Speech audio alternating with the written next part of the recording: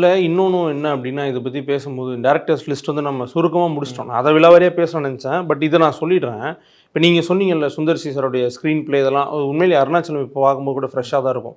ஆனா ஏன்னே தெரியல, நம்ம ஊர்ல வந்து கொஞ்சம் ஸ்க்ரீன் ப்ளே வந்து கொஞ்சம் ஓல்ட் ஸ்டைல்ல இருந்தாலோ, இல்ல இப்போ ட்ரெண்ட்ல இருக்கிற மாரி இல்ல அப்டின்னாலும் அத ரிஜெக்ட் பண்ணிடுறாங்க நம்ம ஆட்கள். நீங்க தெலுங்குல வந்து எடுத்துக்கிட்டீங்கன்னா, தெலுங்குல வந்து ஸ்கிரிப்ட் ரைட்டர்ஸ் இருக்காங்க. ராஜமௌலி சாருடைய அப்பா ஸ்கிரிப்ட் எழுதுறாங்க. ராஜமௌலி சாருக்கு என்ன ஏஜோ, அவங்க அப்பாவுக்கு என்ன ஏஜ். ஆனா அவர் வந்து ஸ்கிரிப்ட் எழுதுறாரு.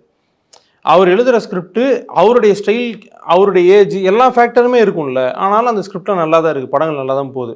அங்க வந்து பெரிய பெரிய டைரக்டர்ஸ், அதாவது இப்போ கே.எஸ். ரவிக்குமார் சாருடைய செட்டு, இல்ல சுந்தர் சாரோட செட்டு, அவங்க செட்ல ஒரு டைரக்டர்ஸ் இன்னும் எடுத்துட்டு தான் இருக்கிறாங்க படம்.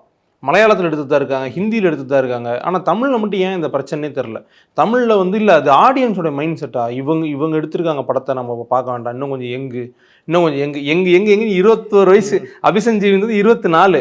இது இது சிம்பு தான் எனக்கு தெரிஞ்சு இந்த ரெக்கார்ட் வச்சிருக்காருன்னு நினைக்கிறேன். ஆமா. 21 வயசுல ஒரு படம் 22 வயசுல முடிச்சிட்டாரு. மன்மதன். ஆமா, இதோட 12th 10th படிக்கிற பசங்க தான் எடுத்தா நாங்க பார்ப்போம் அப்படிங்கிற நிலைமைக்கு வந்துருமோன்னு தெரியல. அதனால எனக்கு தெரிஞ்சு கொஞ்சம் ஓப்பன் மைண்டோட போய் படங்கள பார்க்க ஆரம்பிக்கலாம். கேங்கர்ஸே நல்ல படம். ஸோ அந்த மாதிரியான ஒரு படமாக இது இருந்தா அது நல்லா தானே இருந்திருக்கும்.